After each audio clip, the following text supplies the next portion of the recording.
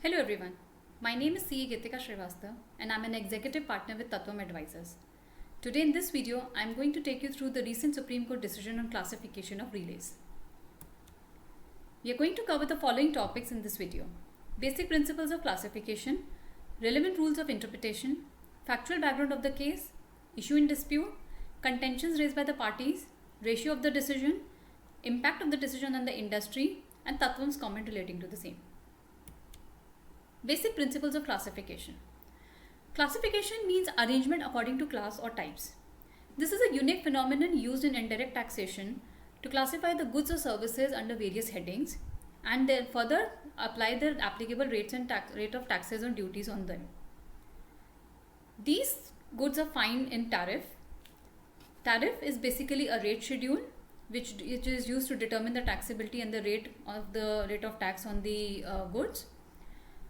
Tariff is further divided into 21 sections and 98 chapters. Each section has section notes. These notes are applicable to all chapters in that section. Similarly, every chapter has a chapter note which governs the entries falling in that chapter. The tariff is based on the International Convention of Harmonized System of Nomenclature. In case of any ambiguity during the classification of the goods in any particular heading, HSN can be resorted to resolve the classification issues. HSN can have a strong persuasive value. However, it may be noted, in case there is any conflict with the tariff entry would prevail, since these HSN are based on international convention. Therefore, the tariff entry has to be given the precedence as compared to the HSN. First schedule to tariff provides the general rules of interpretation.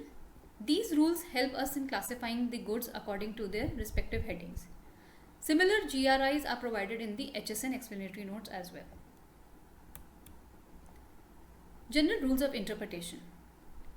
For the limited purpose of this case, we will look into the specific rules which were discussed in this particular case. Rule 1.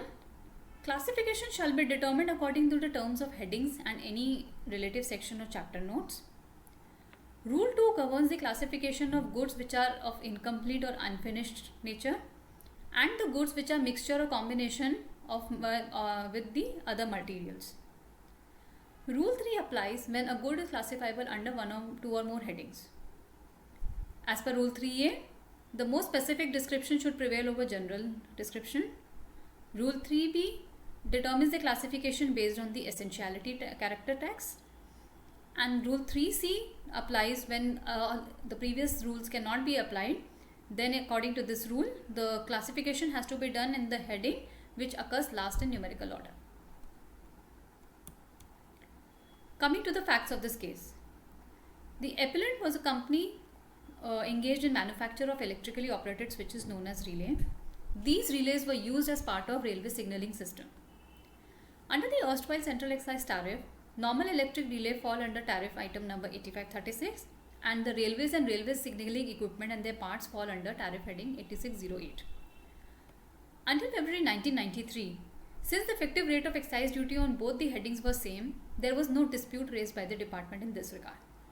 However, with effect from 28 February 1993, the rate of excise duty for the goods which were falling under chapter heading 8536 was increased as compared to those falling under 8608. Following this change, in the same year, the appellant submitted the reclassification of their goods under heading 8608 and the same was approved by the competent authority. In 1996, department issued a circular indicating that the plug-in type relay merit classification under chapter heading 8536. Following this circular, the department started raising dispute on the classification adopted by the SSE and the show cause notice was issued alleging classification of goods under chapter heading 8536 and not 8608. Hence, the issue which came before the Supreme Court was regarding the classification of these relays. Whether the same should be classified under chapter heading 8608 as they are used only for railway signalling equipment, or the same should be classifiable as the electrical equipment falling under chapter heading 8536 as was claimed by the department.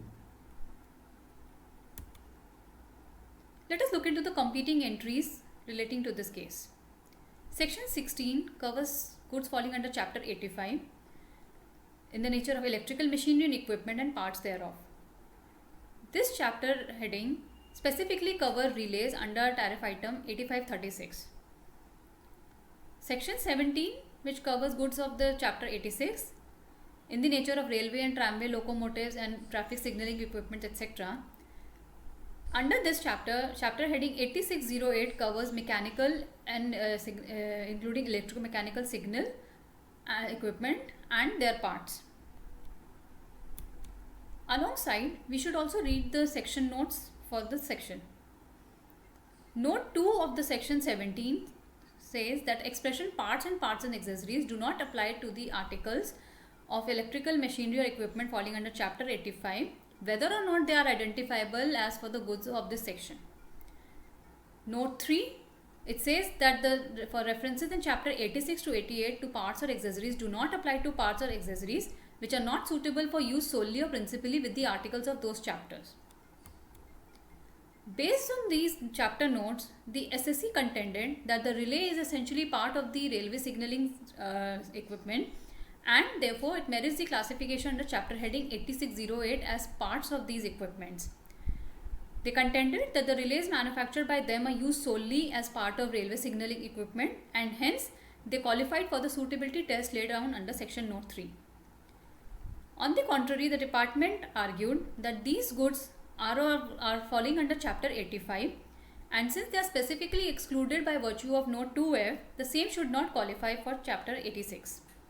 They also relied on rule 3A of GRI, which talks about the most specific description should be prevailing over the general description, and hence according to department, the goods supplied by the SSC were classifiable under chapter 8608 8536 and not under 8608. After hearing the contention of both the parties, the court decided that the relays are classifiable under chapter heading 8608 as parts of railway signaling system and not under 8536. While deciding, the court resorted to suitability for use test laid down under section note 3. According to them, invocation of note 2F overlooking the suitability test laid down under note 3 is not justified. In fact, the court held that by virtue of note 3, the parts which are suitable for use solely or principally with the articles of chapter 86 cannot be taken to a different chapter, and by doing so, the same would negate the very object of group classification, even if these goods are being capable of classifiable under respective chapter headings. Court also made two critical observations by passing this judgment. Number 1, the GRI to be resorted only when there is no clear picture emerging from the existing chapter headings and relevant section and chapter notes, which is what is provided under Rule 1 of GRI. The court also held that the Rule 3 of GRI is applicable subject to Rule 2A and 2B. Once authorities have themselves concluded that the goods cannot be classified under chapter heading 8608, then the Rule 3 of GRI cannot be invoked by the department. Let us see the impact of this judgment. This judgment has a direct impact of industries in the nature of railways, automobile and aviation. In terms of the category of persons, this is going to affect the importers, manufacturers, traders, customers, parties who are already in dispute on the classification. Let us see what will be the impact on the industry and the related issues. With respect to the railway sector, this is a favorable judgment where the goods are being classified at a lower rate. Therefore, there is a possibility of claiming the refund. Now the question comes that whether the supplier of these goods can claim the refund, whether the railways can claim the excess tax paid by them to the SSC, and to what extent the department is going to entertain such refund. According to us, since this is a favorable judgment and the SSCs have been paying tax at a higher rate, they are very much eligible to claim the refund of the incremental taxes that they have paid in past. Of course, these would be subject to fulfillment of unjust enrichment and the fact that the recipients have not taken the benefit of this tax in the form of credits, and the refund is filed within the timelines provided under the law. This judgment is also going to have a direct impact on pricing strategies adopted by the sector, and this is more going to affect those contracts which are all-inclusive contracts. In case where the supplier is making supply of these goods to the railways, these goods will not qualify for the inverted duty structure claim because the goods falling under Chapter 8608 have been specifically excluded from this benefit. Let us see the impact in the automobile sector. The impact in the automobile sector is converse of what is in the railway sector. Till date, the parts of the automobiles were usually taxable at 18%. With this judgment being delivered, there are chances that these goods will be classifiable under 28% as the classification of automobile. The next question that comes into play is that whether the SSE should pay the differential taxes, how should these taxes should be paid, how should the imports duties should be discharged in case the supplier has imported these goods. With respect to differential taxes, according to us, these can be discharged by way of debit notes. In case of imports, we'll have to see whether there is a timeline which is available under which you can revise your bill of entry. With respect to ITC, whether the recipient of these goods can claim the additional ITC. According to us, this would all be governed by Section 16 of the GST Act, because today we are into GST regime. At the end, the increase in these prices and the rate of these products is definitely going to impact the ultimate consumer, which is the end consumer who is bearing the burden of the entire taxes. Coming to the aviation sector, we have broadly observed that the parts which are taxable used in the aviation sector are taxable from 5% to 18%. Looking into the Chapter 88 covering the goods of the aviation sector, the parts of aviation, aircraft, etc. fall under Chapter 8803, which by itself is taxable under 5% under GST. So there could be a situation that there is no impact, or there could be a refund situation like in case of railways. Likewise, in case of railways, this judgment is going to have a direct impact on pricing strategies in all the three sectors. Our comments on the decision.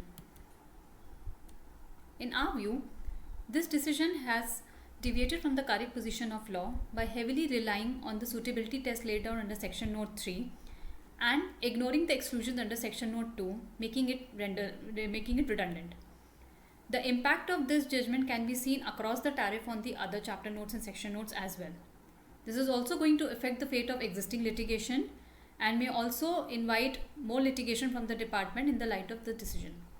Having said that, this being a larger bench decision is going to overcome any of the existing contrary rulings and will be the law of the land. Thank you.